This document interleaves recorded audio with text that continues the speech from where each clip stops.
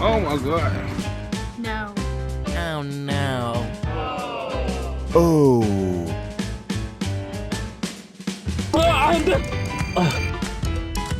Oh my God.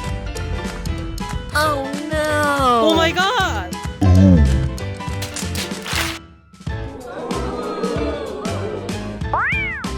Oops.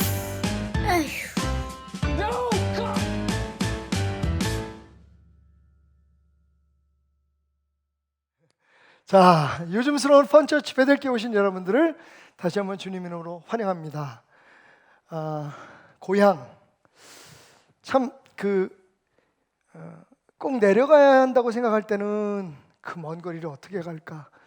또 가서 해야 할 일도 많은데 남자분들은 남자분들대로, 여자분들은 여자분들대로 굉장히 때로는 귀찮고 가기 싫었던 그 고향인데 막상 올해는 고향에 가지 말라 하니, 고향에서 오지 말라고 하니까 왜 그렇게 또 고향이 가고 싶은지, 또 왜 이렇게 허전한지, 그게 우리 마음인 것 같습니다.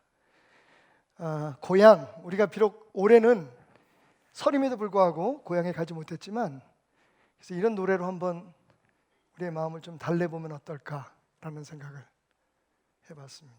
제가 선창하죠. 나의 살던 고향은 꽃피는 산골, 복숭아꽃, 살구꽃, 아기 진달래, 울긋불긋 꽃대골, 울긋불긋 꽃대골 차린 동네, 그 속에서 놀던 때가 그립습니다. 혹시 2절은 기억하시나요? 꽃동네 새동네, 꽃동네 새동네, 나의 옛 고향, 파란들 남쪽에서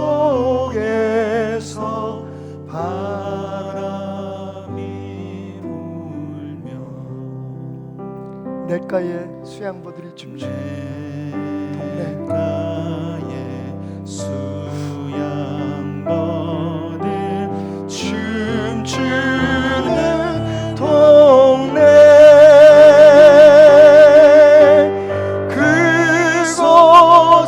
그곳에서 놀던 때가 그립습니다.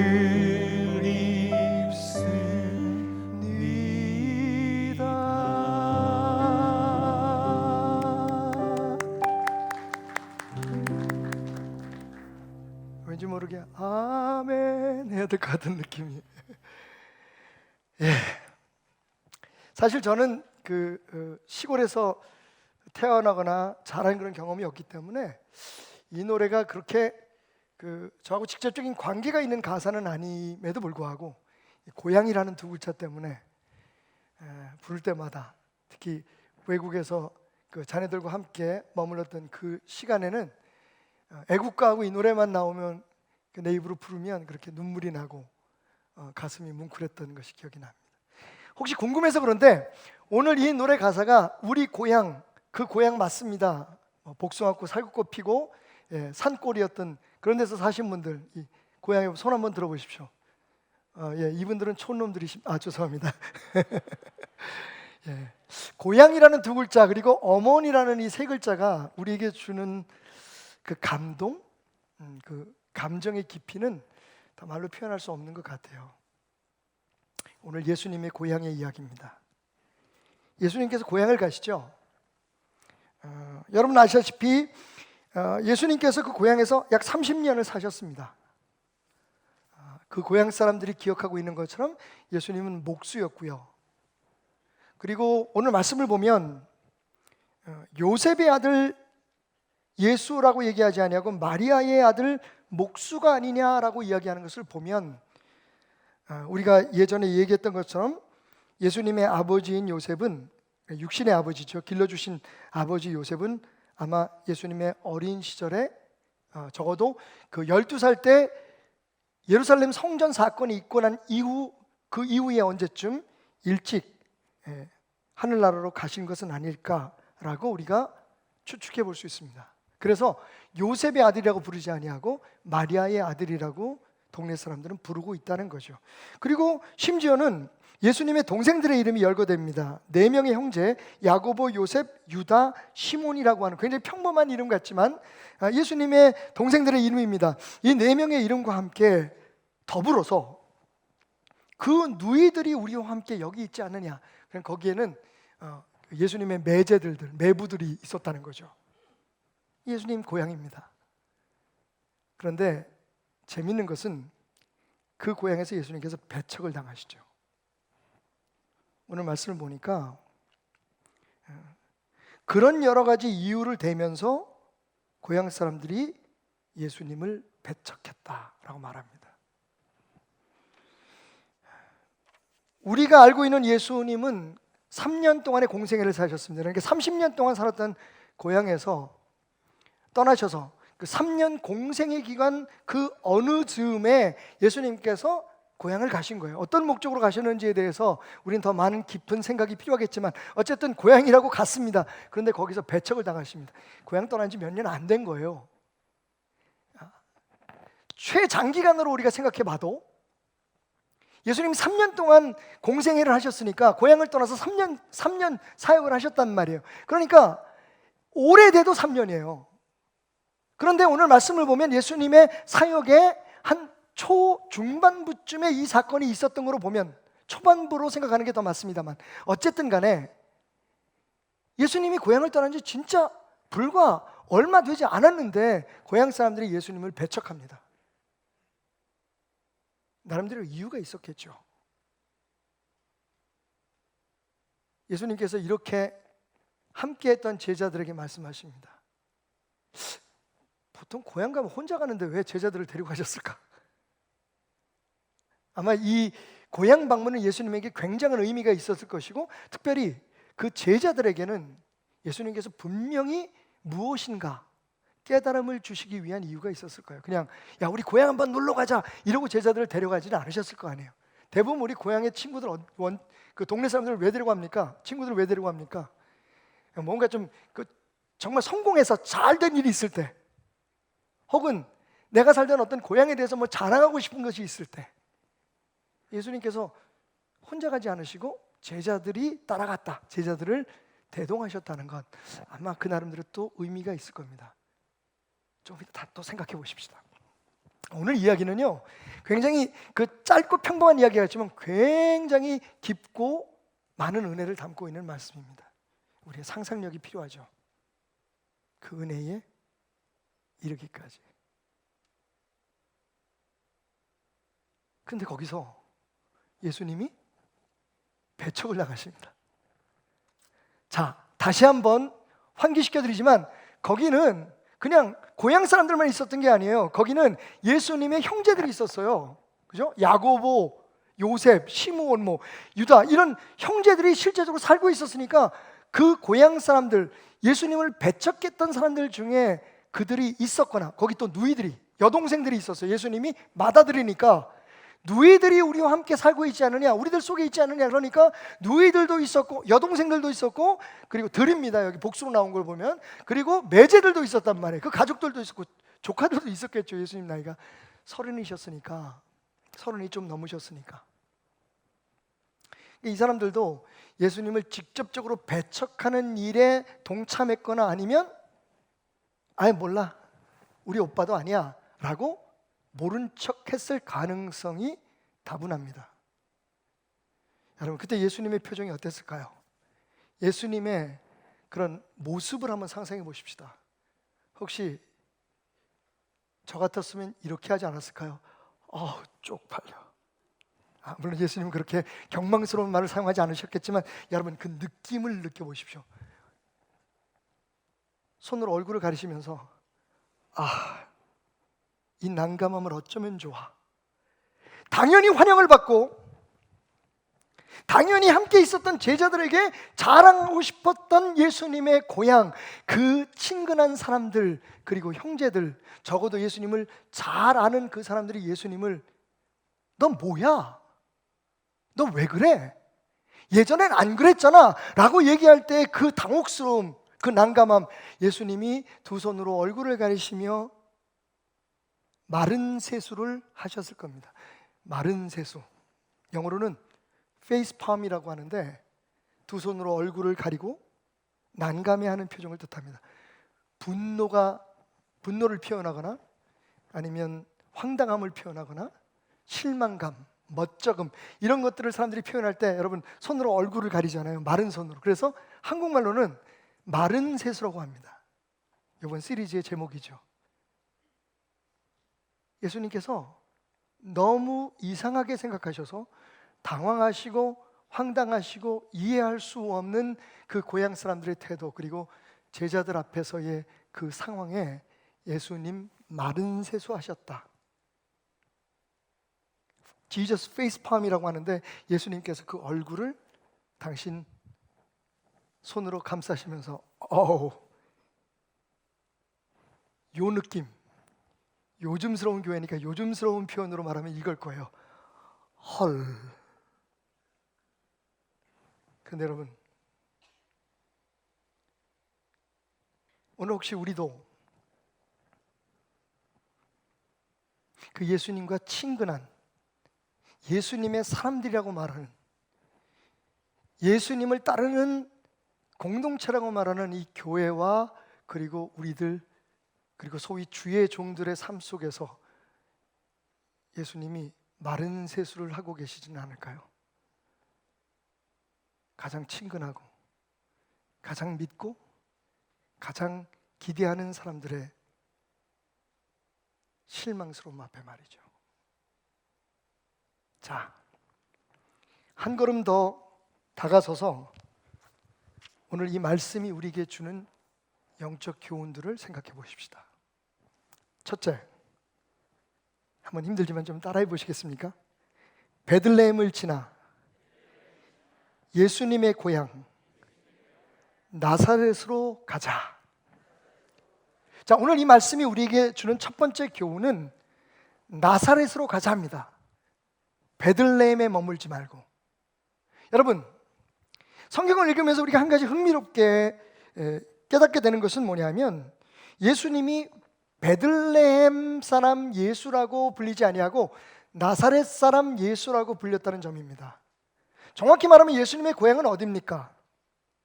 출생지가 고향이라면 예수님은 베들레헴 예수입니다. 그런데 오늘 장로님이 기도하실 때도 뭐라고 기도하셨냐면 나사렛 예수의 이름으로, 나사렛 그리스도 예수 그리스도의 이름으로라고 우리가 기도할 때 예수님을 분명히 나사렛이라고 말합니다. 그런데 이것은 성경에 나와 있는 사실입니다. 예수님을 나사렛 사람이라고 불렀던 가장 확실한 증거가 요한복음 1장 46절에 나오는데요, 예수님께서 제자들을 부르실 때 빌립이라고 하는 제자가 나다나엘이라고 하는 제자를 예수님께 인도합니다. 빌립이 이렇게 얘기하죠. 친구 나다나엘, 내가 메시아를 만났네. 아니, 지금은 확실하지 않지만 이분이 진짜 하나님의 아들인 것 같아. 우리가 그렇게 오랫동안 기도를 했던 예수님인 것 같아. 그 그리스도인 것 같아 라고 얘기하자 나다나엘이 물었겠죠. 어디서 왔는데? 공부는 어디서 했대? 집안은? 그러자 빌립이 얘기합니다. 나사렛이 고향인 분이야. 그러자 나다나엘이 한 얘기죠. 요한복음 1장 46절.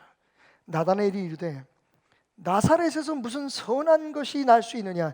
이 사람아, 말이 되는 얘기를 해야지. 나사렛에서 어떻게 메시아가 나오나? 예루살렘이면 혹시, 아니 예언대로 베들레헴이면 혹시. 예수님은 나사렛 사람 예수라고 불려졌고 알려졌습니다. 누가복음 2장 51절부터 52절 말씀에는 그 사실에 대해서 이렇게 이야기하고 있죠. 예수께서 함께 내려가사 나사렛에 이르러 순종하여 받드시더라. 아버지 어머니 요셉과 마리아와 함께 나사렛으로 가신, 잠시 애굽에 가셨다가 헤롯이 죽은 후에 유대 땅으로 돌아오신 예수님은 나사렛에 가셔서 그 부모님을 받들면서 살았다고 얘기합니다. 그리고 52절 말씀에 보니까 예수는 지혜와 키가 자라가며 하나님과 사람에게 더욱 사랑스러워 가시더라 라고 이야기하고 있습니다. 자, 기억하십시오 여러분. 예수님의 고향, 예수님이 대부분 사신 곳은 그 인생의 제일 오랜 시간, 어린 시절을 지나서 청소년기, 청년기, 그리고 나중에 일찍 돌아가신 아버지를 대신해서 형제들과 어머니를 부양하면서 살았던 예수님의 고향은 어디였다? 나사렛이었습니다. 베들레헴은 출생지예요.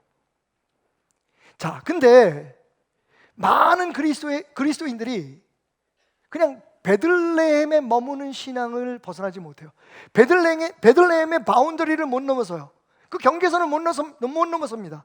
다시 말하면 예수 그리스도가 우리 안에서 태어나고 우리가 예수 그리스도를 맞이하는, 그래서 구원함을 얻고 하나님의 자녀가 되는 축복들, 소위 중생의 축복을 경험한 이후에 나사렛에서 그 어린 시절부터 점점 성숙해서 주의 일을 감당할 수 있는 메시아로서의 그 하늘 사역을 감당하기 위해서 세상을 향해 나가기까지, 그 예수님이 자라는 과정처럼 우리도 그 예수님과 함께 성장해야 되는데 베들레헴에서 딱 그리스도인으로 태어나고 거기서 끝이에요. 내가 예수를 믿는다, 예수가 나의 삶의 구세주다라고 하는 고백은 분명히 있는데 그 후에 예수님께서 30여 년 동안이라는 긴 세월 기다림과, 그리고 우리가 보통 일반적인 그 시대의 모든 사람들이 겪었던 모든 일들을 겪어가면서, 그죠? 좋은 일만 있었던 거 아니에요, 예수님? 그 고향 사람들의 태도를 보면 예수님의 삶이 그냥 평범한 다른 소년, 청년과 다름이 없었다. 아버지를 일찍 잃은 한 소년 가장으로서의 사명을 충실하게 감당했던 사람이었다는 것을 알 수가 있어요. 그러니까 예수님의 삶에 얼마나 많은 일들이 있었겠어요. 다행히 예수님이 사역을 하실 때까지 예수님이 미혼모에게서 태어난 그런 아이라는 것이 밝혀지지 않았을 것이다 라고 우리가 추측해 봅니다만, 요셉은 끝까지 입을 다물고 죽었을 거라고 믿습니다. 그 출생의 비밀에 대해서 훗날에야 그것이 밝혀졌지만, 그럼에도 불구하고 아버지 없는, 그 당시에는 가장 천한 직업 중에 하나로 인정받는, 왜? 형틀을 만드는 사람이잖아요, 목수는. 그래서 그 시대에 양을 치는 목자들은 왜? 안식일을 못 지키잖아요. 거의 동일하게 취급을 받았던 천한 직업의 사람이었습니다. 이 예수님의 삶이 얼마나 고난의 연속이었을까 우리가 상상해 볼 수 있죠. 그런데 예수님은 그런 과정을 이겨내셨고 견뎌내셨고 그렇게 성장해서 결국 하나님의 일을 위해 당당하게 그분의 때에, 하나님의 때에 세상을 향해 나아가는 귀한 사명을 감당하십니다. 사실은 우리가 예수님을 닮아가잖아요. 아멘? 예수님을 닮아가기를 원하시죠? 내가 오늘도 또 이거 못했어. 예수님을 닮아가잖아요. 이러면 누가 아멘을 하나요? 그죠? 어떻게 해야 돼요? 여러분, 우리가 예수님을 닮아가야 합니다. 이게 아멘 나오잖아. 이걸 내가 잘 못해. 연습했는데 그게 안 되네. 어쨌든 뭐 지나간 일이니까.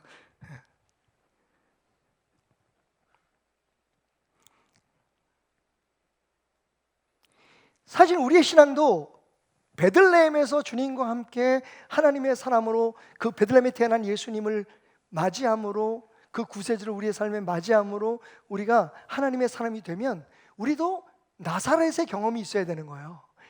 예수님과 함께 뛰놀고 밥 먹고 생활하고 예수님이 우리 안에서 예수님의 성품으로 자라날 수 있도록 우리가 나사렛의 신앙을 경험해야 하는 겁니다. 근데 많은 사람들이 그것을 별로 원치 않아요. 그냥 예수님을 믿는다는 그 하나만으로 충분한 것 같아요. 예수님을 그냥 믿는다는 그 하나만으로 내 삶의 모든 일이 다 잘 될 것 같고, 퐁 뛰어넘어서 30살이 넘은 그때 예수님께서 병자를 고치시고 죽은 자를 살리시는 그런 기적들이 지금 예수님을 그냥 만나고 예수님의 사람이 됐다고 베델교회 교인이 됐다는 이유 때문에 무조건 우리 삶에서 그런 기적들이 일어나기만을 바라요. 우리의 삶에 원하는 것만, 바라는 것만 되어줬으면 좋겠다는 거죠. 자, 여러분, 오늘 이 말씀은 우리에게 자연스럽게 두 번째의 깨달음으로 우리를 인도합니다. 나사렛으로 한 걸음 더 들어가 볼까요? 베들레헴을 떠나서 나사렛의 신앙을 가져야 될 우리는 거기서, 어디서요? 예수님이 성장한 그곳에서, 예수님이 자라난 그곳에서 예수님의 충만함이 우리 안에 자라나게 해야 됩니다. 한번 따라해 봅시다. 거기서, 나사렛에서 내 안에 예수님의 충만함이 자라게 하자. 이게 두 번째 깨달음이에요. 오늘 이 고향 이야기, 예수님의 고향 이야기를 제가 특별히 좋아하는 것은 참 많은 상상력을, 믿음의 상상력을 발휘해서 예상치 못했던 은혜를 받게 된다는 겁니다. 저는 뭐 이런 식의 말씀을 참 좋아합니다. 묵상을 통해서 설교를 준비하는데 이런 생각을 해봤어요. 예수님의 고향 사람들이 예수님을 배척한 데는 예수님의 어린 시절, 그리고 예수님의 청소년기, 청년 시절이 그렇게 특별하지 않았다는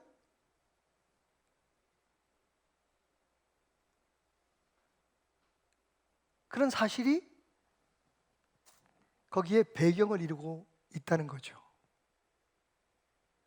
예수님의 어린 시절에 해서 하도 성경이 이야기를 하고 있지 않아서, 우리가 알고 있는 건 뭐 오늘 누가복음 2장에 나왔던 것처럼 예수님이 나사렛에서 자라면서 키도 그리고 지혜도 막 자라나서 하나님과 사람 앞에 사랑스러운 사람이, 굉장히 착한 아이였던 것 같아요. 그죠? 소년기도 그렇고, 그리고 어머니 아버지를 받들어 섬겼다라고 하는 이야기를 보면 굉장히 효도하는, 그리고 그 가정을 책임지는, 아버지가 없는 그 가정의 어머니와 자녀들을, 그 유대의 그런 가부장적인 환경 속에서 목수 일을 하면서 그 가정을 먹여 살렸다고 하는 걸 보면 굉장히 책임감도 있고 훌륭한 분이셨다는 것을 우리가 알 수가 있어요. 그리고 12살 때 예루살렘에 가서, 그때는 요셉이 살아있을 때죠. 요셉과 마리아가 예수님을 잠깐 잃어버렸던 그 이야기가 예수님의 어린 시절의 전부입니다. 그런데 사실 잠깐 눈을 밖으로 돌려보면요, 예수님의 어린 시절에 대한 또 이야기들이 담겨있는 책들이 있어요. 우리가 흔히 말하는 도마복음이죠. The Gospel According to Thomas라고 하는 도마복음이라는 책에 보면 예수님의 어린 시절에 대한 여러 가지 설화들이 기록되어 있어요. 재밌습니다. 두 가지만 말씀드릴게요. 하나는 뭐냐면, 그 유대인들의 집이 이렇게 스라브 구조잖아요. 스라브가 뭐는 표현이 맞는지 모르겠는데 평평한 구조로 돼 있잖아요. 거기서 예수님이 동네 아이들과 함께 놀았답니다. 그러다 아이 하나가 발을 헛디뎌서 떨어져서 죽지요. 동네 사람들이 막 와서 예수님을 야단을 칩니다. 함께 놀던 아이들이 예수가 밀었다 그러는 거예요. 어린 예수님이 억울하게 거기서 막 그 사람들의 질책을 받고 있었는데, 어느 순간 예수님이 갑자기 그 죽어있는 아이를 향해서 이렇게 말을 하더랍니다. 야, 너 일어나봐. 내가 안 죽였다고 얘기해. 그러니까 죽었던 이 아이가 벌떡 일어나서 예수가 안 밀었어요 라고 대답했다라는 게 도마 복음에 기록되어 있습니다. 흥미를 끌기에 충분하죠? 그럴 법해요, 그죠? 또 한 가지 이야기는 예수님께서 또 동네 친구들과, 예수님 어렸을 때 동네 친구들과 우리들처럼 잘 놀았나 봐요, 그죠? 예. 진달래 먹고 물장구 치고 그 고향에 봄이 있는 그 고향에서 예수님도 이렇게 물가에서 놀다가 갑자기 그 주변에 있는 진흙들을 이겨서 하늘로 날려보냈는데 그게 수많은 참새가 돼서 날아갔더라 라고 하는 이야기가 도마복음에 있습니다. 예수님의 여러 가지 그런 사역이나 이런 것들을 생각해 볼 때, 능력을 생각해 볼 때 충분히 그런 일이 있을 수도 있었을 거잖아요, 그죠? 근데 여러분, 오늘 말씀을 보십시오. 재밌습니다. 그 예수님께서 고향에 그렇게 그 자기 친구들과 제자들과 가셔가지고 안식일에 회당에 가서 가르치셨다고 얘기를 해요. 근데 예수님의 그 가르침을 듣고 사람들이 어떻게 반응을 했냐면 놀랐어요. 놀라서 말하기를, 아니 어디서 이런 것을 얻었느냐. 이 얘기는 뭡니까? 30년 동안 그 고향에 있을 때 예수님은 이런 류의 얘기를 안 하셨다는 얘기죠. 이해 가세요? 만약에 예수님께 그 도마복음이 진짜 있었던 얘기고 그 소위 외경이죠, 혹은 위경이라도 얘기하는 그런 책들에 나와 있는 예수님의 어린 시절의 이야기가 그런 설화들이 사실이었다면 이 고향 사람들의 반응은 좀 이상한 거죠. 그래, 어렸을 때부터 싹수가 보였어, 뭐 이렇게 얘기했겠죠. 예수님에 대해서. 아니 어렸을 때부터 그 얘기 알아? 아니 죽은 애를 살렸대잖아. 진흙을 가지고 참새들을 만들었대. 그 예수, 저럴 줄 알았어 내가. 이렇게 반응하는 게 맞지 않겠어요? 그런데 동네 사람들의 반응이 뭐였습니까? 오래간만에 돌아와서 그 천국의 복음을 말씀하시는 예수님에 대해서 뭐라고 얘기하냐면, 아니 저 예수 아니야? 아니 우리 처남 아니야? 우리 동생인데? 저기 저 옆집에 그 마리아라고 하는 과부, 그 목수 일을 했던 거 얼마 전에 집 나갔다며? 그 예수 아니야? 근데 어떻게 저런 얘기를 할 수가 있지? 여러분 감 잡으셨죠? 그 다음에 또 뭐라고 얘기하냐면, 이 사람이 받은 지혜와 그 손으로 이루어지는 이런 권능이 어찌 됨이냐. 그러니까 어렸을 때 만약에 그 동네에서 그런 일들이 있었다면, 여러분 나사렛이 그렇게 큰 동네 아니에요. 진달래꽃 피고 개나리 피는, 유대 나라에는 그게 없었겠죠. 무화과 피고 감람나무가 자라는 여러분 그냥 산골이요. 나사렛은 정말 말 그대로 나사렛이라는 이름이 곁가지라는 의미거든요. 가지라는 뜻이에요. 나무가지. 그러니까 예루살렘 그 중심의 변방에 아주 조그만 하나의 위성 마을, 도시도 아니에요. 마을이라고 생각하시면 되는데, 거기에 예수님이 만약에 정말 그런 기적을 행했다면 어렸을 때부터 사람들이 그걸 기억을 못 하겠어요?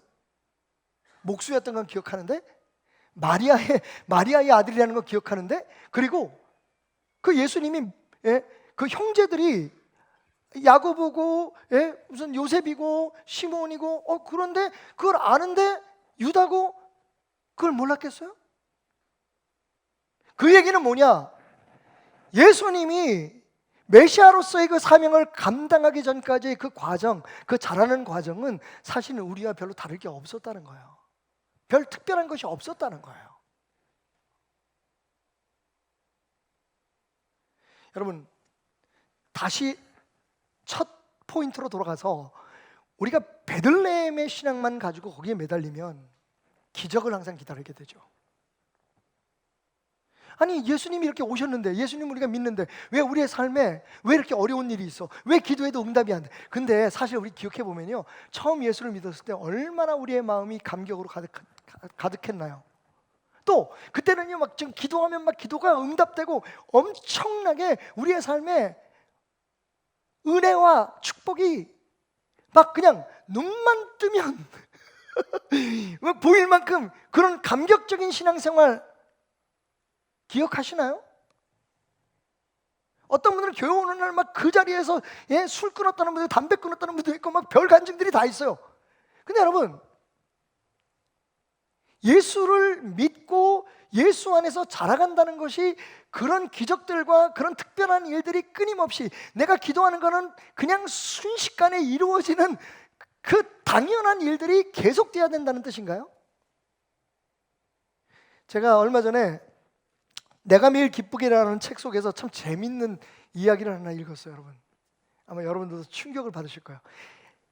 아기가 엄마 뱃속에서, 그죠? 태아가, 피더스가 엄마 뱃속에서 처음 자라날 때 2, 3주 동안에 그 속도대로 계속 아이가 엄마 뱃속에서 자라나면 태어날 때 몸무게가 2.5kg랍니다. 2.5톤이랍니다.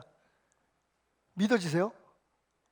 다른 얘기로 말하면 2, 3주 동안에, 그러니까 엄마 뱃속, 아빠와 엄마의 그런 사랑 가운데 그 아기가 이제 잉태가 되잖아요, 그죠? 그때부터 2, 3주 동안에 성장하는 속도가 어마무지하다는 거예요. 그래서 그 속도대로 계속해서 인간이 성장하게 되면 출생할 때 몸무게가 2.5톤이래요. 그리고 그 속도대로 계속 저처럼 60살까지 살면 어떻게 돼요? 머리가 하늘에 닿는 거죠. 할렐루야. 근데 이상해요. 하나님의 창조의 신비는 여러분 몇 가지를 상상해 보세요. 저는 지금 머릿속에서 아이가 자라나는 모습이 막 떠오르는데 아마 저희도 그랬고 여러분들 그 손주들 이렇게 사진 같은 거 보면, 태아 사진 같은 거 보면 4주, 5주 됐다는데 벌써 이렇게 뭐가 보이기 시작해요, 그죠? 근데 그때까지의 이 세포 분열의 속도가 엄청나게 빠른 거예요. 세상에 아무리 빠른 비행기도, 아무리 빠른 로켓도 그 속도를 따라갈 수가 없답니다. 아이가 그 생명이 자라나는 그 초창기의 속도가. 첫 번째로 놀라는 건 뭐냐면요, 하나님께서 이걸 적당하게 다 컨트롤 하신다는 거예요. 그러니까 처음에는 확 자라다가 어느 정도가 되면 그 다음부터는 서서히 자라다가 이제 엄마 뱃속에서 나오게 되면 그때는 성장하는 속도가 진짜 더럽게 느려. 짜증나게 느려.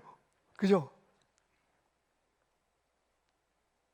근데 나중에는 그렇게 하나님께서 우리를 느리게 하시는데, 저희 어머님 연세쯤 되면, 92세쯤 되면 그 다음에는 어떻게 생각하세요? 이제 내 성장이 좀 더 천천히 갔으면 좋겠다 생각하게 돼요. 무슨 얘기냐면 하나님께서 우리 인간의 삶을 적당한 속도로 성장하고 하나님의 계획하심 속에서 적당한 그 정도로 준비되고 예비되기를 계획하고 진행하고 계신다는 거예요.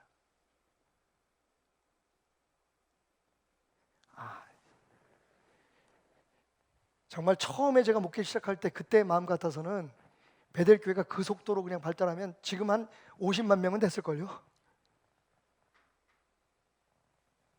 그러니까 중간에 제가 마음에 실망이 오더라고요. 여기까지인가 보다.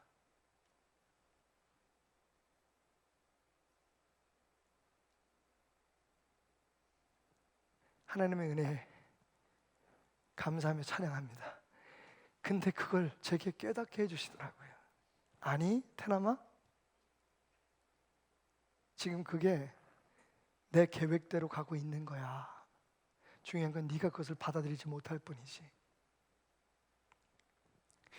두 번째로 기가 막힌 건요, 그 빠른 속도로 성장하는데 그 속에 하나님께서 실핏줄 하나, 뼈 마디마디 하나를 엄청나게 빠른 속도로 그거를 만들어 가신다는 거예요.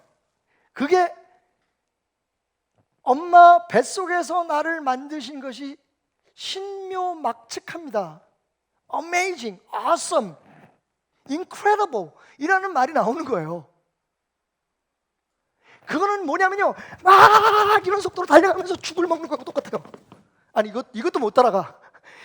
그 빠른 속도로 성장하는데 그냥 태어나면 9개월 만에 2.5톤이 돼서 나와야 될 인간을, 여러분 그 빠른 속도로 슉 2주 3주 동안에 뱃속에 장부를 다 만드시는 거예요.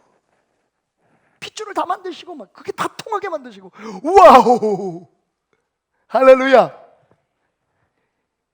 여러분 우리 그건 잘 몰라요, 그죠? 우리 안에서 우리의 장기가 어떻게 만들어지고 어떻게 성장하는지 우리를 기억하는 사람은 아무도 없지만 하나님께서 그 짧은 시간에 그 빠른 속도 속에 그걸 다 하나하나 문제없이 다 만드셔요. 그러니까 여기까지 우리가 살아온 거예요. 가끔 문제가 생기긴 하지만 우리들의 잘못도 있고 우리가 죄악된 세상에 살다 보니 죄 지은 그런 사람의 자손으로 살다 보니 우리의 삶 속에 문제가 생기지만, 그런데도 신기하지 않아요, 여러분? 신기하지 않아요?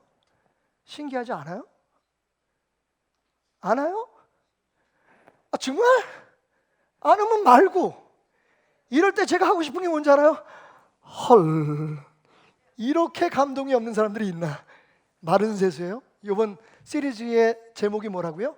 예수님의 마른 세수예요.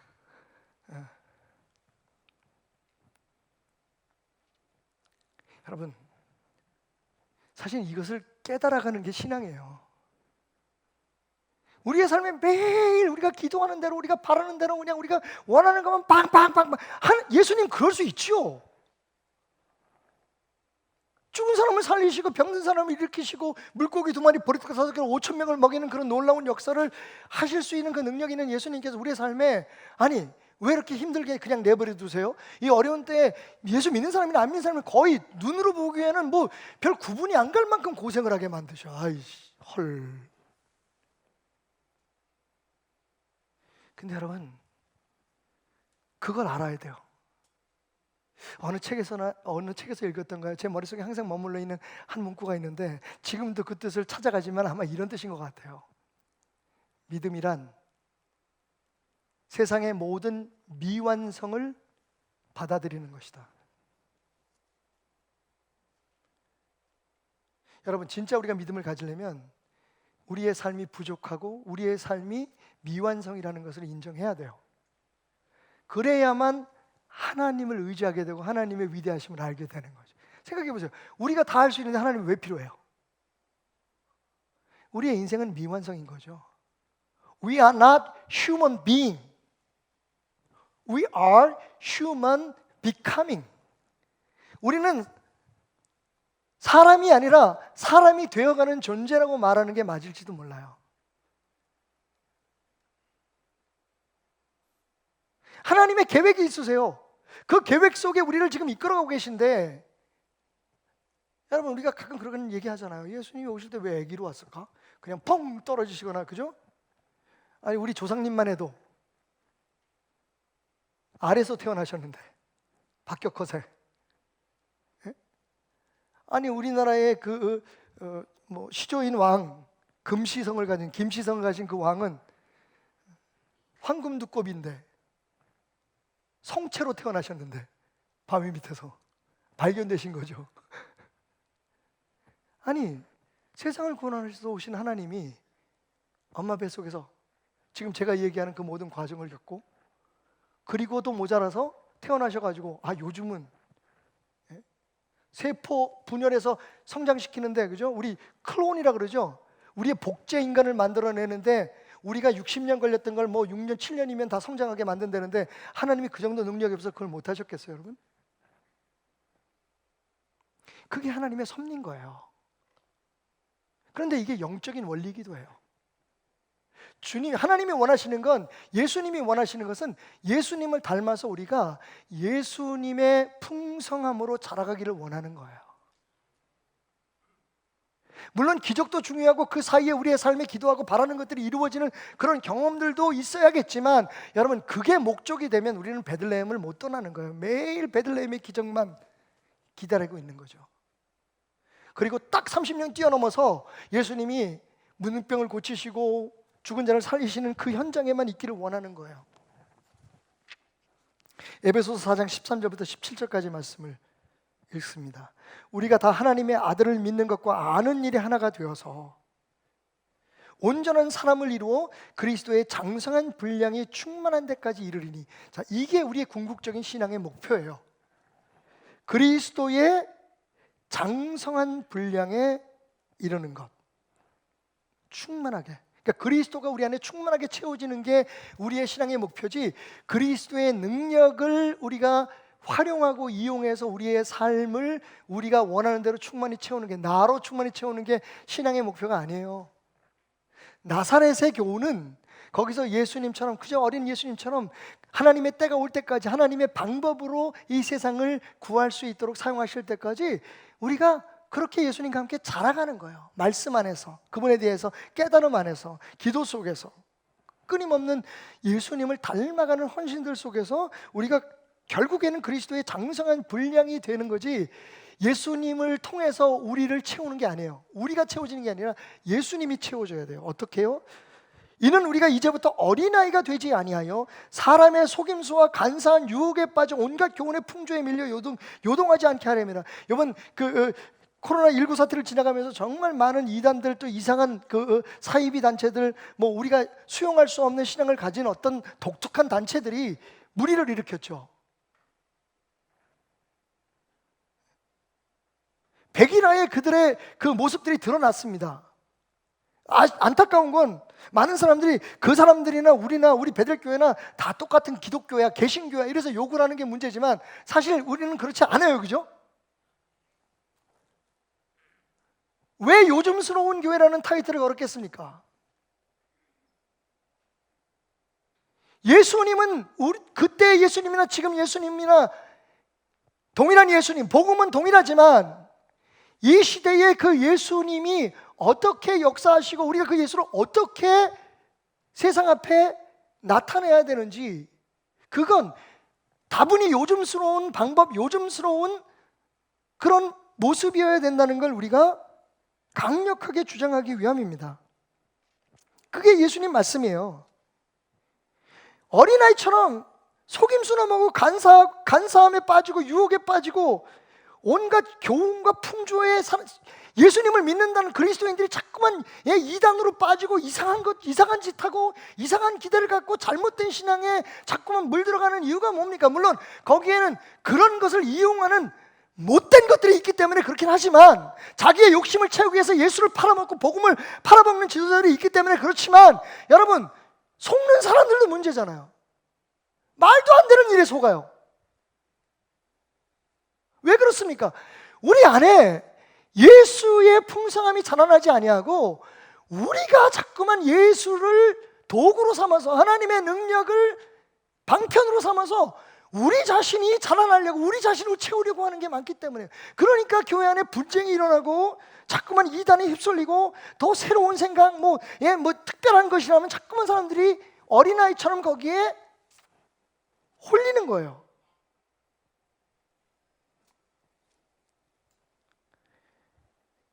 사도 바울은 계속해서 이렇게 얘기합니다. 오직 사랑 안에서 참된 것을 하여 범사에 그에게까지 자랄 것이다. 그는 머리니 곧 그리스도라. 이번 목회자들 세미나를 하면서 어떤 목사님의 강의를 제가 들었어요. 제가 그 다음 시간이었기 때문에 이번에 온라인으로 했습니다만 좀 아쉽지만 상상할 수 없는 은혜가 있었어요. 아까 잠깐 여러분 보시는지 모르지만 줌으로 예배를 드렸는데 정말 전국에 있는 목회자 자녀들, 20세 이상의 자녀들을 함께 하고, 기도 시간도 제가 기도를 온라인으로 인도를 했는데 아이들이 막 통곡을 하고 회개하고, 정말 하나님의 역사는 어떤 공간에 한정되지 않는 것 같아요. 저도 깜짝 놀랐어요. 저도 반신반의했거든요. 근데 정말 이 기도회가 이게 가능할까? 근데 돌아온 피드백을 보면요, 예전에 우리가 모여서 했던 것 이상의 그런 효과가, 그런 결과가 나왔다는 것을 하나님 앞에 감사를 했어요. 저의 믿음 없음을 또 한 번 하나님 앞에 회개했습니다. 그 강의에서 그 목사님 무슨 얘기를 하시냐면, 요즘 20대 미만의 10대 아이들의 개신교에 대한, 우리 기독교에 대한, 교회에 대한 신뢰도가 11%입니다. 11%. 그런데 재밌는 건 그들이 배우자로 삼기를 원하는 사람들의 리스트에 올라가 있는 1, 2, 3위가 누구냐면 1번이 누굴까요? 션 부부예요. 션. 2위가 누굴까요? 차인표 부부예요. 3위가 누굴까요? 누구? 하이라? 최수종이에요. 최수종. 여러분, 이 세 사람의 공통점이 뭐죠? 다 이 세 가정의 공통점이 그리스도인이라는 거예요. 이 사람들은 저처럼 복음을 전하고 다니거나 예수 믿으라고 아이들에게 말씀을 전하는 사람들이 아니에요. 근데 어떻게 사람들이 그렇게, 여러분 잘 보세요. 그러니까 아이들은 교회는 싫은데 예수 믿는 사람들은 좋은 거예요. 아니, 정확히 말하면 예수를 살아내고 그들의 삶 속에서 사랑을 진리로 승화시켜서 삶에서 그 가정을 일으키고 사회의 그런 본이 되는 사람들을 닮아가고 싶은 거예요. 답이 나오죠? 답이 나오죠? 한국교회의 몰락은 예수를 살아내지 못하기 때문입니다. 지금도 끝까지 고집 부리고 세상과 싸우면서 이게 진리다. 여러분 100번 그래야 세상 사람들 움직이지 않습니다. 그러면 어떻게 움직입니까? 그냥 살아내는 거예요. 아, 나도 저렇게 살고 싶다. 답이 나오죠? 그래서 오늘 결론입니다.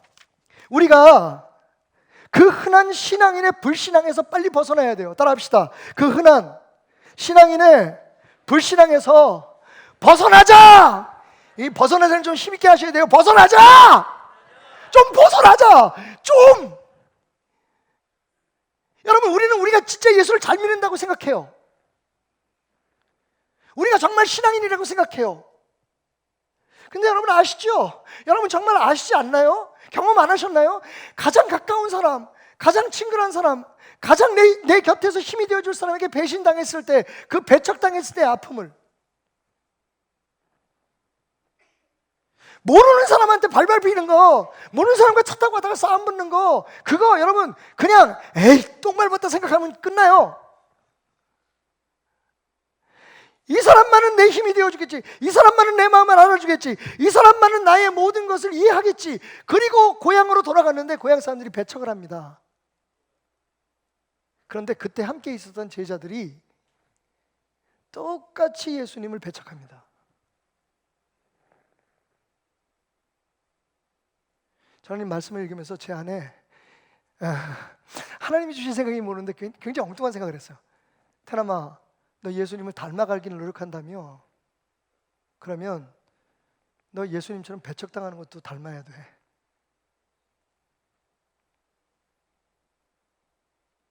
그게 예수님의 운명이에요. 그죠? 하나님의 계획이에요. 그럼에도 불구하고 예수님은 마른 셋으로 하시지 않을 수 없었겠죠. 니네들이, 당신들은 안 그럴 줄 알았는데, 당신들이 그러면 도대체 십자가에서 피 흘리고 내 모든 삶을 다 바쳐 당신들을 사랑한 나는 뭐냐? 그래도 나는 너희를 버리지 않고 너희를 떠나지 않겠지만 제발 좀, 예수님의 얼굴을 가리시고, 어휴. 여러분 죄송하지만 저는 오늘 그 모습이 한국교회와 이 쓸모없는 종을 바라보시는 주님의 마음이 아닐까 생각해 봐요.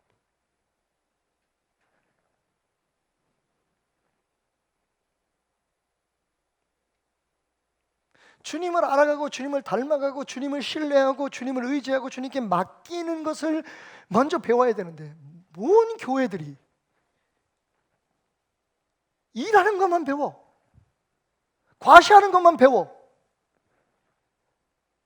분명히 교회란, 모름지기 교회란, 예수님을 닮아가는 교회란, 예수님 뭐라고 말씀하세요? 높아지기를 원하는 자는 섬기는 자가 되어야 된다고. 그러면 교회 장로들이나 권사들이나 교회 담임 목사부터 시작합시다. 섬기는 사람이 되어야 되잖아.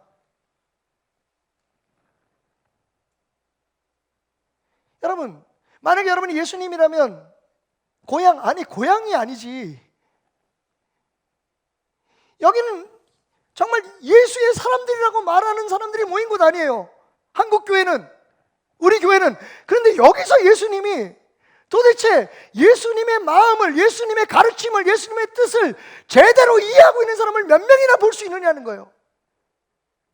입으로는 예수를 외치지만, 예수를 닮아간다고 하지만 결국은 자기 자신의 꿈과 의지와 비전으로 자기를 채우려고 하는 사람들이 가득한 곳을 교회라고 바라보는 예수님의 마음이 얼마나 아프겠느냐고요.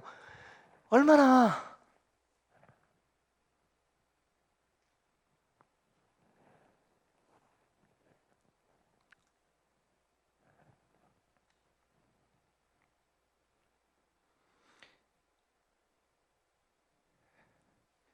예수님이 이상하게 여기신 곳은 비단 예수님의 고향만 아닙니다. 예수 다 닮아가겠다고, 우리는 복음적이라고, 우리는 말씀대로만 합니다라고 주장하는 오늘 이 시대의 교회들을 바라보면서 야, 난 너희들 속에서 무슨 능력도 행할 수 없구나, 이상히 생각하시며 떠나시는 아닐까. 우리의 삶에, 우리 교회 안에 좀 더 예수가, 그 예수의 능력이 성장한, 풍성한, 장성한 예수의 권세와 축복들이 우리의 삶을 통해서, 우리 교회를 통해서 일어나려면 어떻게 하면 돼요? 여러분, 핵심은 믿음입니다. 믿습니다라고 하는 믿음에서 넘어서서 예수님이 우리에게 가르치시고 예수님이 원하시는 것들을 실천하고자 하는, 예수님을 믿는 일에, 아는 일에 성장하는 겁니다. 뭐니 해도 이 이야기가 주는 마지막이고 그리고 가장 확실한 교훈은 믿음이 없으면 예수님도 일하지 않으신다는 겁니다. 그들의 믿지 않음을 이상히 여기사 그곳에서는 소수의 병자들에게만 안수하시고 고치시고 그리고 떠나셨다는 겁니다. 예수의 부르는 곳에 다 예수가 능력으로 역사하는 게 아닙니다. 예수가 계신 곳에 예수의 권세와 기적이 다 일어나는 게 아니라는 겁니다. 믿는 곳에, 믿음이 있는 곳에 예수를 예수로 받아들이고 예수가 원하는 대로 살아가려고 몸부림치는 곳에 부족하지만, 연약하지만 그것을 인정하면서, 그래서 주님 필요해요, 그래서 역사하세요, 내 안엔 내가 너무 많아요, 주님 나를 덜어내고 주님으로 채워가는, 나를 비워내고 하나님으로 채워가는, 우리 인간의 욕심과 높아지려고 하고 인간 인정받으려고 하는 이 나를 부서뜨리고 어찌하든 예수로, 예수의 장성한 그 분량으로 채워지려고 하는 믿음으로 살아가게 하세요 라는 곳에 주님의 역사는, 주님의 일은 이루어진다는 겁니다. 예수님께서 백부장에게 이렇게 말씀하세요. 내 믿은 대로 될지어다. 수로보니 여인에게 이렇게 말씀하십니다. 내 믿는 대로 내 소원대로 될지어다. 이렇게 말씀하세요. 내가 이스라엘에서 이러한 믿음을 보지 못했다. 믿음입니다, 여러분. 진리의 바로 선 믿음입니다. 예수 그리스도를 믿는 믿음입니다. 나의 성공이나 예수 믿어서 내가 잘 되는 것을 꿈꾸는 믿음이 아니라 예수를 내 삶에 자라게 하고 예수로 풍성하게 하겠다는 그 믿음입니다. 주님 말씀하십니다. 내 믿는 대로 될지어다. 다시 한번 말씀드리지만 예수가 답입니다. 예수를 통해서 답을 찾으려고 하지 마십시오. 그게 우리의 가장 무서운 함정입니다. 저는 여러분들이 이런 버거운 설교를 통해서 성장하기를 원합니다. 이제 어린아이처럼 좀 속지 마세요. 여기 누가 있다, 여기 저기 있다, 저 사람이 참 진짜 새로운 것을 가르친다, 저 사람이 진리다. 여러분, 답은 예수입니다. 왜 우리가 거기에 휩쓸리냐면 그런 사람들을 만나서, 그런 사람들을 통해서 우리가 뭐 좀 원하는 것들을 이루기를 원해서 그래요. 예수님이 배척당한 이유가, 예수님이 사람들에게 싫다라고 이야기를 들은 이유가 당장 내 눈앞에 보이는 축복만을 위해서 일하지 않았기 때문이 아닐까요? 현금 가치가 없었어요. 예수님이 우리를 뭐 정치적으로 우리에게 해방을 주십니까? 아니면 예수님께서 우리가 원하는 대로 병을 고쳐주십니까? 오늘 아침에도 우리가 그런 묵상을 했는데 여러분 보세요. 예수님이 모든 병을 고치시고 그리고 죽은 자를 살리시고 기적들을 행하셨는데 여러분 그게 다 한정됐어요. 내가 만약에 예수님이라면, 그죠? 우리가 원하는 예수님이라면 어떻게 해요? 뭐 어떤 선교단체에서 요즘 무리가 되는 선교단체에서 하는 것처럼 동네 가서 그 높은 산꼭대기에 올라서 두 손 들고 내가 명하노니 이 땅에 있는 모든 병자들은 치유함을 받을지어다. 여러분, 모든 사람들 치유하지 않으신 이유가 뭘까요? 오늘 우리가 아침에 묵상했던 마태복음 13장에 보면 예수님께서 마지막 때까지 가라지를 남겨두라고 말씀하세요. 그 이유가 뭘까요 도대체? 우리가 원하는 예수님 아니잖아요, 그죠? 제자들을 그곳에 데려가신 이유를 알겠어요. 제자들도 언젠가는 그들처럼 예수님을 배척할 것을 어쩜 예수님은 그들에게 미리 보여주셨는지도 몰라요. 여러분, 진짜 교회 우리 세워갑시다. 근데 그게 우리 가정과 우리 개개인에게 얼마나 큰 축복인지 몰라요. 우리가 교회니까요. 정말 예수님을 예수님으로 믿는, 예수님의 말씀대로 힘들지만 어렵지만 잘 안 되지만 따라가려고 하는 애쓰는 우리들의 삶 속에 주님은 말씀하십니다. 네 능력이나 네 믿음의 크기가 아니라 네가 믿는 그 믿음, 네 고백, 그것으로 인하여 내 소원이 이루어질 거라고. 주님 아세요, 우리 부족한 거. 그래서 예수님 아니면 안 된다는 거. 2021년 안타깝게도 저는 또 우리들이 걸어가는 이 삶이, 예수님과 동행하는 이 길이 때로는 빈들이 되고 때로는 빈손으로 걸어가는 길이 될지도 모른다는 이야기를 여러분들에게 솔직하게 드리고 싶습니다. 여러분이 원하는 소망들이 다 이루어지지 아니하고 여러분이 원하는 대로 되지 않아도 여러분 기억하십시오. 주님의 일은 주님의 뜻대로 지금 이루어지고 있습니다. 그것에 편승하는 것, 그것을 받아들이는 게 신앙인 거죠. 내가 바라는 대로 예수가 움직여주는 건 믿음이 아니에요. 그건 주님이 원하는 믿음이 아닙니다. 그래서 사람들은 예수를 배척하고 어쩌면 세상은 진짜 교회들을 싫어하는지도 몰라요. 여러분, 그래도 주님과 함께라면,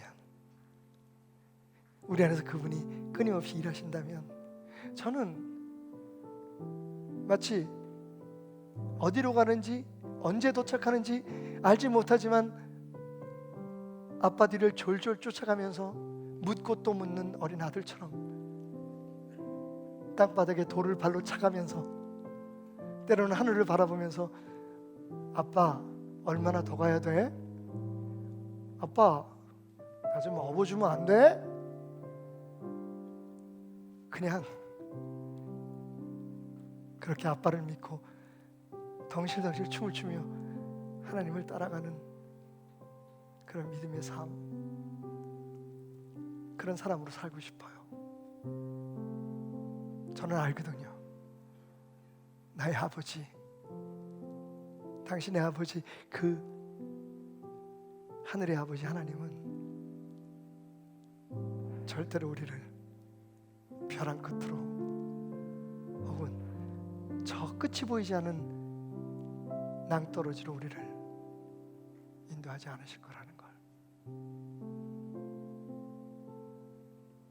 베들레헴을 넘어 나사렛으로 가서 우리의 때, 하나님의 때를 기다리며 그분 안에서 함께 자라갑시다.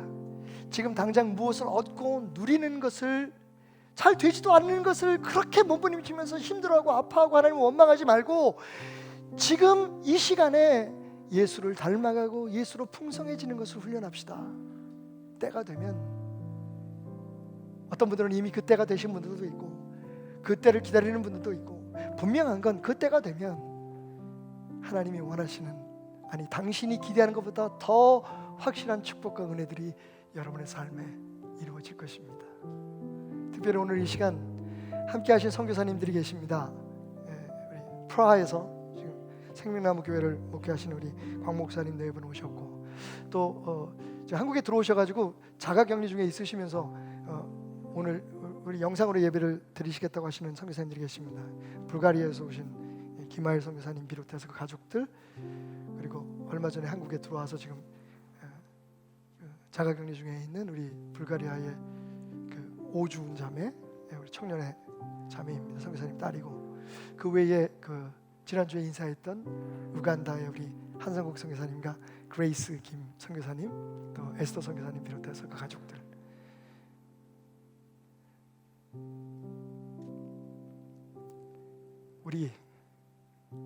우리를 향한 주님의 확실한 계획을 믿고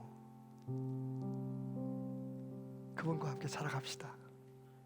우리의 꿈, 우리의 계획은 내려놓고 그분의 뜻과 계획과 사랑과 능력과 그분의 성령으로 충만해져 가십시다. 날이 저물어 가고 빈들을 걸어가는 것 같은 하루하루도 말이죠. 춤을 추면서 찬양하면서 종종 투정도 부리며 물어가면서 하나님, 아버지, 어디까지 더 가야 돼요? 얼마나 더 가야 돼요? 하나님 말씀하십니다. 걱정하지 말고 따라와. 지금 내가 너를 인도하며 일하고 있단다. 날이 저물어 갈 때, 빈들에서 걸을 때, 그때가 하나님의 때. 믿습니까? 내 힘으로 안 될 때, 빈손으로 걸을 때, 내가 고백해 여호와 이래. 주가 일하십니다. 주가 일하시네. 주가 일하시네. 주께 아끼지 않는 자에게 주가 일하시네. 주가 일하시네. 신뢰하며 걷는 자에게. 우리 모인 이곳에 찬양합시다.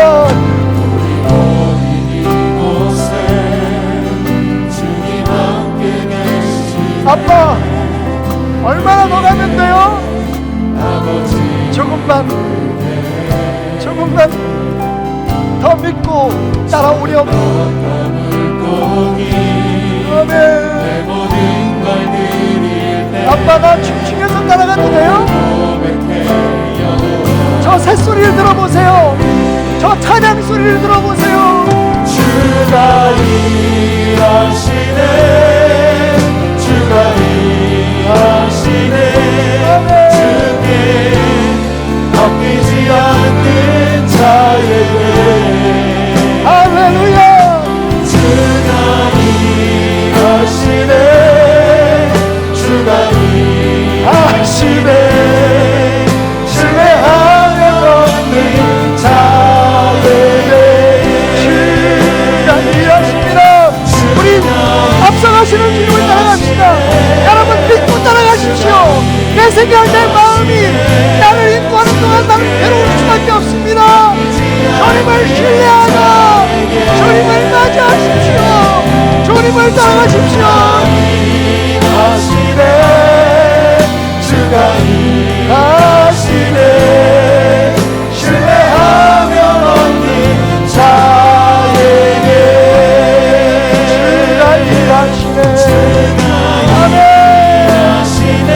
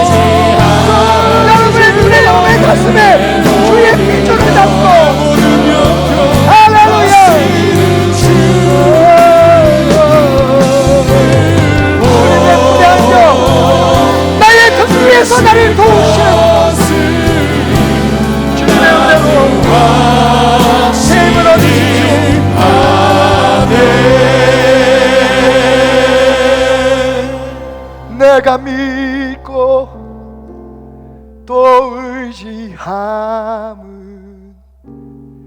내 모든 형편 아시는 주님이 늘 보호해 주시고 인도하시고 우리의 힘이 되어 주실 것을 내가 확실히 아네.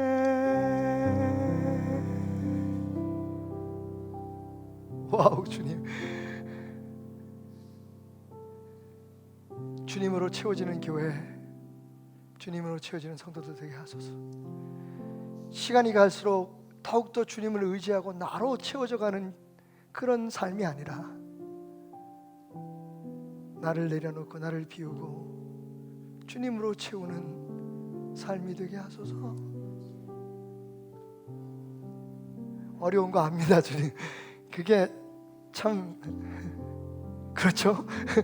그게 잘 안 된다는 거 우리가 아는데, 그래도